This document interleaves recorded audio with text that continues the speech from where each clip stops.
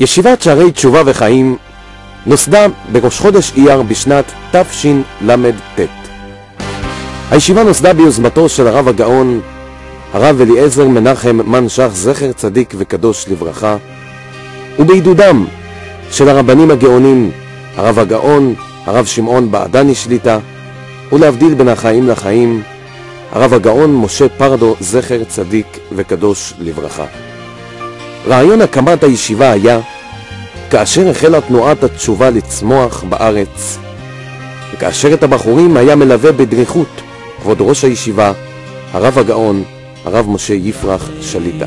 מאז שנבנה הבניין על ידי הרב הגאון, הרב משה פרדו, ועד היום הזה עברו מאות בחורים שהיום ברוך השם הקימו את משפחתם על אדני התורה והיראה. כיום מונה ישיבת שערי תשובה וחיים כ-120 בחורים וכ-25 אברכים, כן ירבו. כמו כן דאג כבוד ראש הישיבה להקים עבורם מקום מגורים ביישוב חשמונאים. וכל זה כשהרב הגאון, הרב שמעון בעדני שליטה, והרב הגאון, הרב אליהו מדינה שליטה, דאגו בעצמם לקרוונים עבור אותם אברכים יקרים בני תורה. כמו כן דאג ראש הישיבה, הרב הגאון, הרב משה יפרח שליטה, להקים עבורם כולל ביישוב חשמונאים, ויזם בעצמו את הכולל במושב יד רמב"ם ואת הכולל ברמת גן לאברכים מצוינים.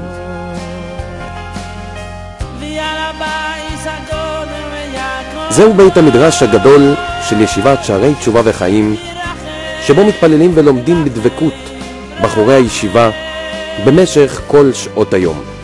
בחורי הישיבה הקדושה נהנים משיעוריהם של טובי הרבנים והמלמדים, ושותים בצמא את דבריהם.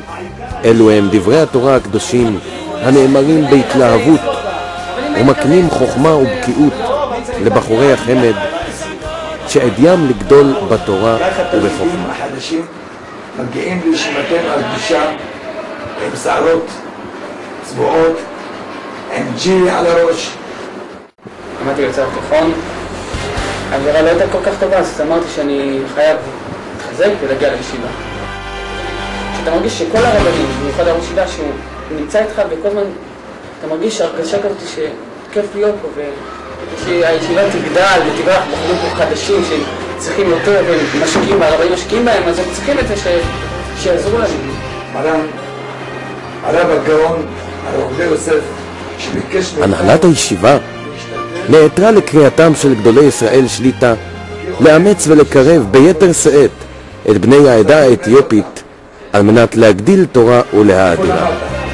במהלך שיחותיו של כבוד ראש הישיבה שליטה מתמלא בית המדרש מפה לפה על מנת לספוג התעלות בתורה ויראת שמיים.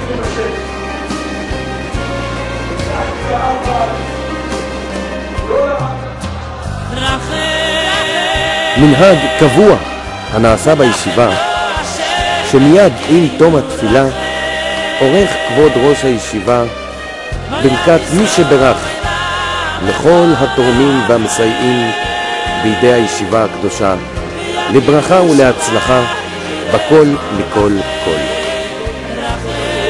הוא יברך את כל התורמים והמסייעים לישיבתנו בין בארץ בין בחוץ לארץ, בפרט לרב מנשה ולאה שלום ולגבאי הנאמן של ישיבתנו רבי משה. לעתים קרובות זוכים הבחורים לשיחת מוסר נלהבת מפיו של מורנו ורבנו, הרב הגאון, הרב שמעון בעדני שליטה.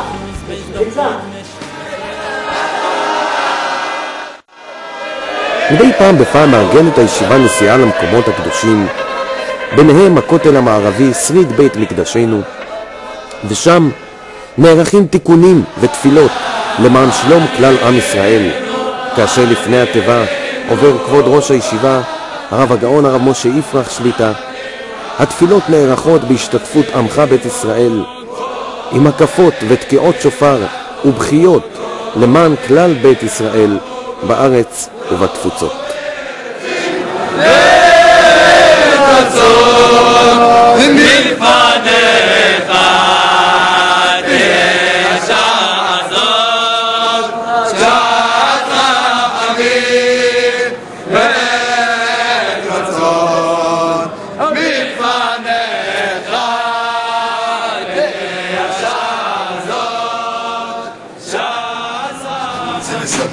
לאחינו שמעבר לימים ידעו שהרב יפרח שליט"א עושה עבודה עצומה.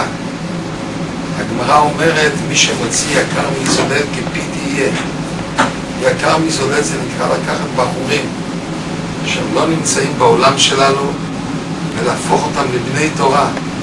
האדם הזה יש לו כוח. אם אני אעזור גזירה, הוא יכול לבטל אותה. אני רוצה להגיד לאחינו, מי שרוצה לזכות במצווה של השבת בנים לעבודיהם שבשמיים, יתמכו בישיבה וברב יפרח. פה נעשית עבודה עצומה. לוקחים בחורים מנוערים והופכים אותם לבני תורה. והסחוס יעמוד לכל מי שמסייע להתברך בשנה תורה.